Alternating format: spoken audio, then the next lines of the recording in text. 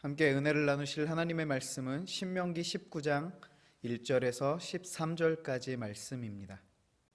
내 하나님 여호와께서 이 여러 민족을 멸절하시고 내 하나님 여호와께서 그 땅을 내게 주심으로 내가 그것을 받고 그들의 성읍과 가옥에 거주할 때에 내 하나님 여호와께서 내게 기업으로 주신 땅 가운데에서 새 성읍을 너를 위하여 구별하고 내 하나님 여호와께서 내게 기업으로 주시는 땅 전체를 세 구역으로 나누어 길을 닫고 모든 살인자를 그 성읍으로 도피하게 하라.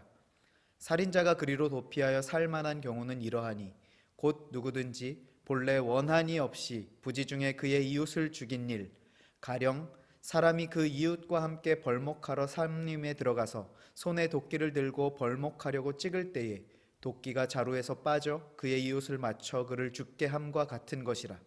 이런 사람은 그 성읍 중 하나로 도피하여 생명을 보존할 것이니라.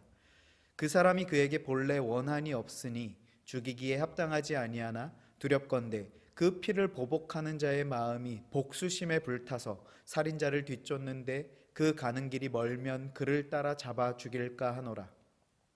그러므로 내가 내게 명령하기를 새 성읍을 너를 위하여 구별하라 하노라. 내 하나님 여호와께서 내 조상들에게 맹세하신 대로 내 지경을 넓혀 내 조상들에게 주리라고 말씀하신 땅을 다 내게 주실 때 또 너희가 오늘 내가 너희에게 명하는 이 모든 명령을 지켜 행하여 내 하나님 여호와를 사랑하고 항상 그의 길로 행할 때에는 이 셋 외에 새 성읍을 더하여 내 하나님 여호와께서 내게 기업으로 주시는 땅에서 무죄한 피를 흘리지 말라. 이같이 하면 그의 피가 내게로 돌아가지 아니하리라. 그러나 만일 어떤 사람이 그의 이웃을 미워하여 엎드려 그를 기다리다가 일어나 상처를 입혀 죽게 하고 이 한 성읍으로 도피하면 그는 본 성읍 장로들이 이 사람을 보내어 그를 거기서 잡아다가 보복자의 손에 넘겨 죽이게 할 것이라. 내 눈이 그를 긍휼히 여기지 말고 무죄한 피를 흘린 죄를 이스라엘에서 제하라. 그리하면 내게 복이 있으리라. 아멘. 한 주간 건강히 잘 지내셨나요? 이민우 목사입니다. 이번 주는 우리가 현장 예배로 모여서 함께 드리기를 기대했지만 아직 시간이 조금 더 필요한 것 같습니다. 아쉬움과 안타까운 마음이 있지만 그 마음 우리 간직하시면서 다시 만날 그날을 더 기대하며 오늘의 이 예배에 집중해서 주시는 은혜를 발견하는 이 시간 되시기를 소원합니다. 우리는 오늘 도피성이라고 하는 주제에 대해서 함께 살펴보면서 은혜를 나누고자 합니다.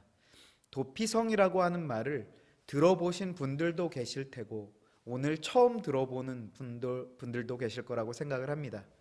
그래서 먼저 도피성이 무엇인지 설명을 드리면서 시작해 보려고 합니다. 이 도피성이라는 것은요, 영어 표현으로는 The City of Refuge, 피신의 도시, 피난의 도시라고 번역을 할 수 있을 것입니다. 히브리 원어로는요, 이르미클라트라는 단어가 쓰였고요, 받아들이는 도시라는 의미를 갖고 있습니다. 그렇게 볼 때 뭔가 이 도시의 특징은 도망가고 피신하는 곳이고 그 도망자들을 받아들여주는 곳이라는 의미가 연상이 되시죠? 실제로 당시에 어떤 살인사건이 일어났을 때 3절에 보시면 모든 살인자를 그 성읍으로 도피하게 하라. 즉 모든 살인자들이 이곳에 피해서 무차별적인 그런 보복 피해를 면할 수 있는 기회를 얻을 수가 있었습니다. 지금 왜 보복 피해에 관한 이 말씀을 드리냐면요, 당시 고대 근동 지방에는 이 함무라비 법전의 영향권 아래에 있었고요, 특히나 살인에 관해서는 동해보복법이라는 문화가 있었는데요, 이게 무슨 법이냐면 쉽게 말해서 눈에는 눈, 이에는 이라는 것이죠. 우리가 오늘 이 동해보복법이라는 말이 자주 반복될 것 같으니까요, 이 개념을 잘 이해해 두시면 좋을 것 같습니다.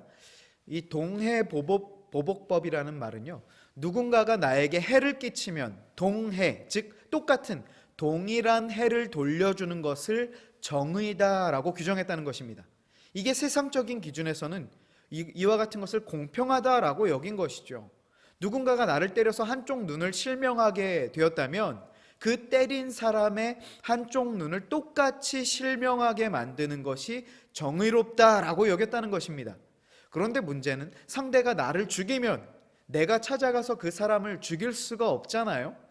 그래서 그 당시에는 고엘 제도라는 것이 있었습니다. 이 고엘이라는 것은요, 본래 기업 무르다라는 뜻인데요, 형제를 대신하여 의무를 다한다라는 의미의 제도이고요. 여기엔 여러 가지 의무들이 있었습니다. 예를 들어서 전통적으로 형제가 자손이 없이 죽으면 가장 가까운 형제가 그 죽은 형제의 아내를 취하여서 아들을 낳아주는 형제의 대를 잇게 하는 제도가 있었고요. 또한 가까운 친척이 가난해서 팔아버린 땅을 다시 찾아주어야 했고, 또 친족이 억울하게 죽었다면 그 살해자를 찾아가 피해 복수를 해줘야 하는 그러한 의무와 권리가 있었던 제도였습니다. 여기서 나오는 것이 친족의 그 살인을 갚아주는 역할이었다라는 것이죠. 일종의 복수를 해주는데 동해보복법 규정을 적용해서 어떻게 해야 합니까? 자신의 친족을 살인한 자를 찾아가서 살인으로 갚는 역할이었던 것입니다.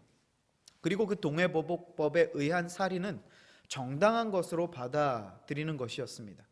이처럼 이 보복 살인을 정의로 여긴 사회 구조에서 실수로 일어난 살인 사건에 대한 일종의 구제가 필요했던 것이죠. 물론 그렇다고 해서 모든 살인자가 다 구제받고 보호받을 수 있었던 것은 아니었습니다. 우리 4절에서 6절의 내용에서 설명하고 있는데요, 원래 원한이 없고 고의가 아닌 상황에서 일어난 살인에 관해서만 보호를 받을 수 있었던 것입니다. 즉 평소에 원한이 있거나 혹은 시비가 붙어서 서로 다툼 중에, 싸움 중에 살인이 일어났다라고 한다면 그것은 보호받을 수가 없었고, 5절의 예처럼 도끼질을 하다가 이 도끼가 자루에서 빠져나가서 옆에 있던 사람이 맞아서 죽는다든지 하는 것처럼 이런 상황을 과실치사라고 하는데요, 살인할 의도가 없고 실수로 사람을 죽인 경우에 해당하는 것입니다. 분명 모든 살인을 동해보복법에 적용시키기에는 억울한 케이스들이 있다는 것이죠. 적어도 그 상황의 잘잘못을 따져보고 억울한 사람들에게는 그 용서와 회생의 기회를 주어야 한다는 것이었습니다. 무슨 말씀인가 하면요, 오늘 본문에 보시면 동해보복법에 예외 조항이 있어야 한다는 것을 말씀하고 있는데, 아까 잠시 살펴보셨지만 4절부터 보시면 평소에 원한도 없었고 살인의 의도가 전혀 없었는데 졸지에 살인자가 된 경우 얼마나 억울합니까? 그런데 동해보복법에 의해서 그는 피해 보복을 받아야 한다면, 죽어야 한다면 이것을 공평하고 이것을 과연 정의롭다라고 얘기할 수 있겠냐는 것이죠. 그때 하나님께서 세상의 법에 이런 맹점을 아시고 이스라엘 백성들에게 새로운 법을 주신 것이 바로 이 도피성 제도였다라는 것입니다. 세상이 말하는 정의는 무조건 눈에는 눈, 이에는 이가 정의였다면 하나님의 올바름의 기준은 달랐다는 것이죠. 그런데 이제 약속하신 땅으로 들어가기에 앞서서 하나님께서 이 택하신 백성인 이스라엘에게는 새로운 법, 은혜의 법을 규정해 주고 계신 것이 바로 이 오늘의 내용이다라는 것입니다. 그래서 오늘 본문 1절에서 3절과 8절에서 10절에 보시면 이 성읍을 어디에 어떻게 세워야 하는지에 대한 가이드까지도 알려주십니다. 우리 이 지도에 보시면요, 가나안에 입성한 이스라엘 백성이 요단강을 중심으로 좌우편에 이제 땅을 차지하게 되는데요, 그 요단강 서편, 그러니까 지중해 바다 쪽에서 보시면 가장 위에 게데스, 중간에 세겜, 가장 아래 헤브론, 이 세 곳이 있고요. 또한 요단강 우편 내륙 지방에 보시면 바산 골란, 길르앗 라못, 베셀, 이렇게 세 곳 해서 총 6곳이 있었습니다. 자, 이렇게 영토의 상중하, 그것도 강을 중심으로 이렇게 포진시킨 이유는요, 어느 지파, 어느 곳에서 살인을 범하더라도 하루길 안에 갈 수 있도록 배치해 주신 것입니다.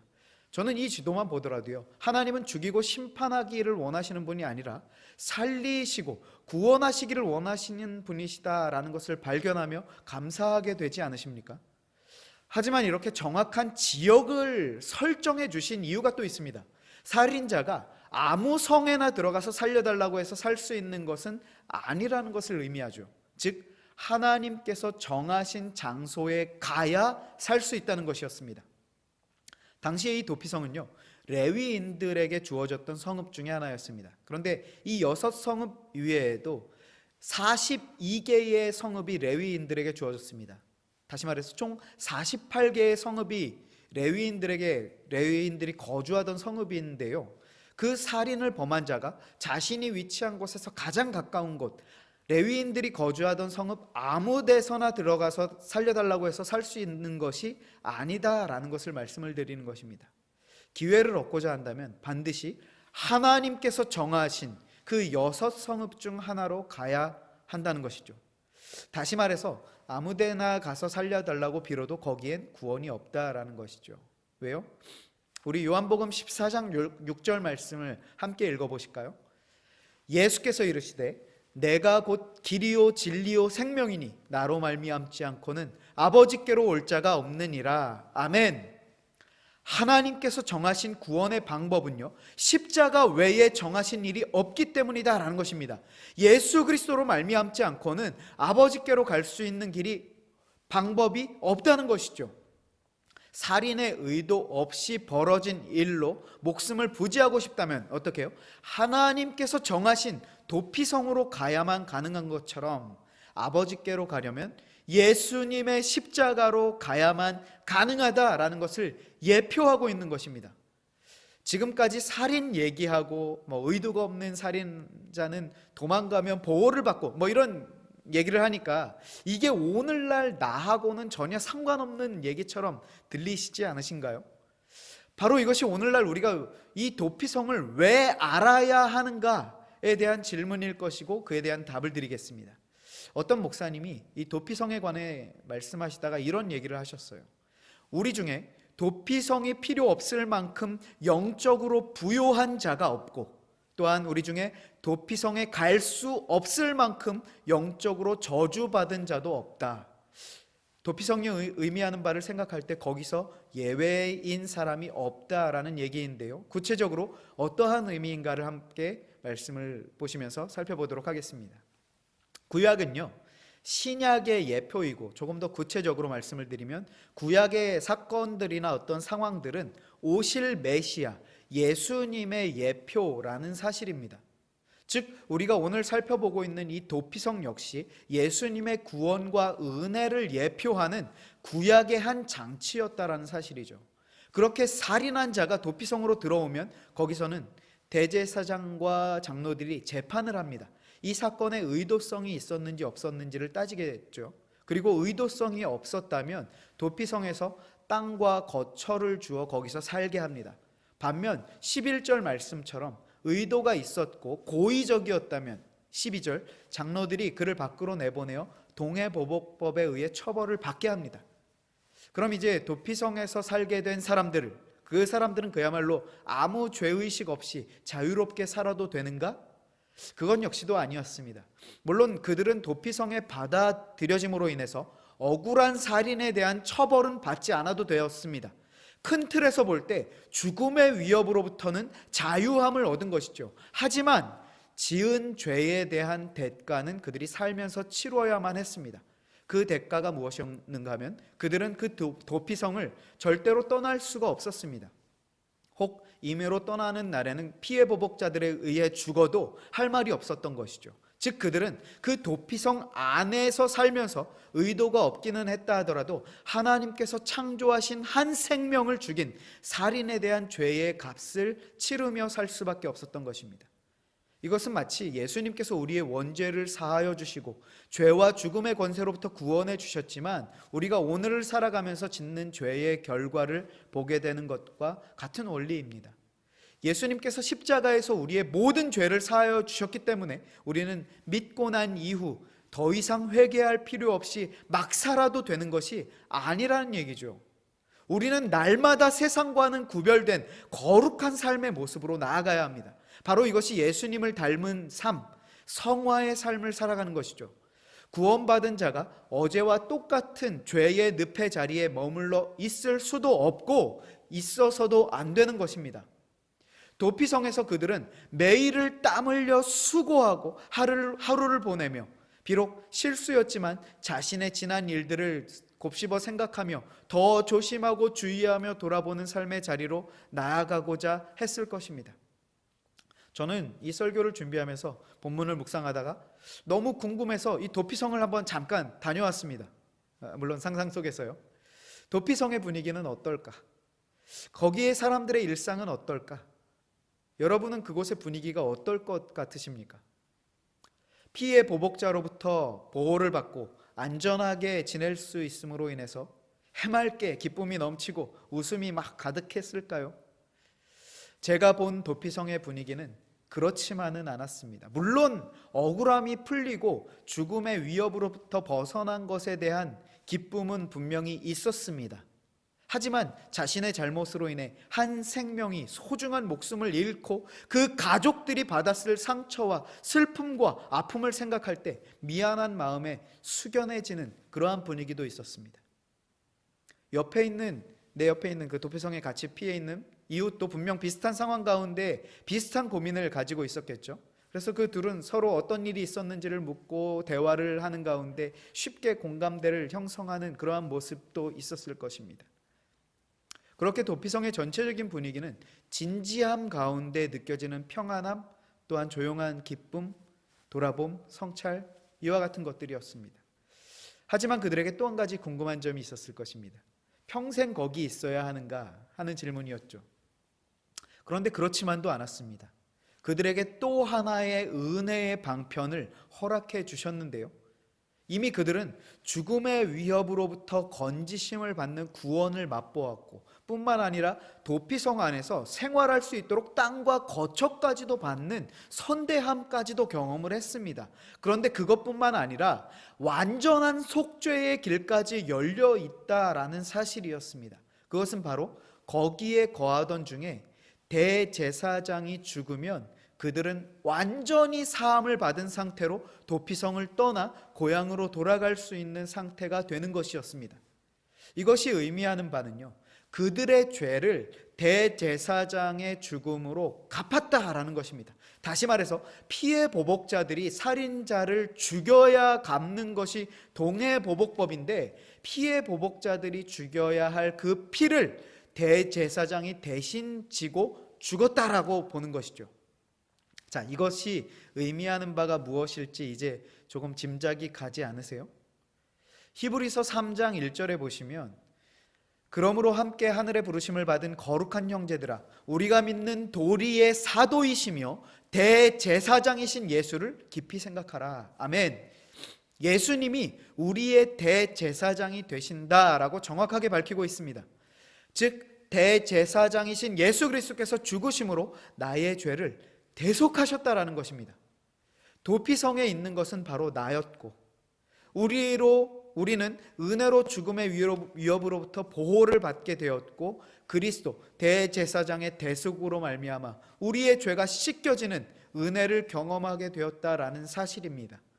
바로 이것이 도피성이 주는 메시지인 것입니다. 다시 한번 정리해서 말씀을 드리면 우리는 억울하게도 나면서부터 죄 가운데 태어나 죽음의 위협과 죄의 권세 아래 살 수밖에 없었습니다. 그런데 그런 우리에게 죽음의 위협으로부터 벗어나 살 수 있는 피난처를 허락해 주신 것이죠. 거기로 피하는 모든 자들은 자유를 얻어 살게 된 것입니다. 뿐만 아니라 나의 죄를 대신 지시고 죽으심으로 인해 우리의 지난 죄인의 신분을 완전히 지워주시고 하나님 나라의 백성, 하나님 아버지의 자녀의 신분으로 우리의 신분을 바꿔주셨다라는 사실입니다. 바로 도피성이 주는 은혜의 메시지는 주께로 피하는 자들에게 그분은 피난처요 구원자가 되어주신다라는 사실입니다. 아멘. 우리는 모두 살인한 자입니다. 율법의 저주 아래 우리는 모두 범법자입니다. 우리의 피난처요 구원자이신 그분께로 나아가 진정한 자유와 평강을 맛보는 우리 또한 도피성으로 인해 얻게 된 은혜를 날마다 기억하며 감사할 수 있는 우리 모든 청년들의 인내의 인생 되시기를 소원합니다. 오늘 예배를 마치면서 숙제, 도피성이 나에게 얼마나 은혜인가 하는 것을 우리 조용히 묵상해 보는 시간을 가져보시기 바랍니다. 묵상의 꿀팁을 드리면요, 도피성이 은혜로 다가오기 위해서는 먼저 내가 살인한 자이고 나를 죽이기 위해서 피해 보복자들이 쫓아오는 이 상황이 실제로 여겨지실 때 피난처가 은혜가 될 수 있는 것이죠. 즉 내가 어떤 죄인인가, 내가 구원이 얼마나 필요한 자인가를 먼저 살펴보시고 진지하게 돌아보신다면, 그러한 시간을 우리가 가져보신다면 그 은혜, 이 묵상의 시간이 은혜의 시간이 될 수 있을 것입니다. 여러분의 묵상 가운데 하나님의 임재하심과 그분의 역사하심으로 말미암아 은혜를 발견하시고 감사로 주님 앞에 나아갈 수 있는 그 시간들을 우리 모두가 보내보시길 바랍니다. 기도하겠습니다. 사랑의 하나님 아버지, 감사합니다. 죽어 마땅했던 우리, 피해 보복자들로 인해 그 살인의 위협 가운데 있었던 우리, 도무지 소망이 없었던 우리를 사랑하여 주셔서 우리에게 소망이 되어주시고 피난처요 구원자가 되어주셔서 영원한 생명의 자리로, 또한 아버지의 자녀의 신분으로 우리를 변화시켜 주셔서 감사합니다. 하나님, 우리 매일 살아가는 동안에 그 은혜를 기억하며 그 은혜 앞에 서는 우리 모두가 될 수 있도록 인도하시며, 주님께 대한 감사로 우리의 삶의 자리로 나아가 그 주님께 모든 영광 올려드리며 주님의 이름을 전하는, 증거하는 사명자의 삶을 살아가는 우리 모두가 되어질 수 있도록 인도하시며 함께하여 주실 줄로 믿사옵고, 이 모든 말씀 우리 구주 예수 그리스도의 이름으로 간절히 감사기도 드리옵나이다. 아멘.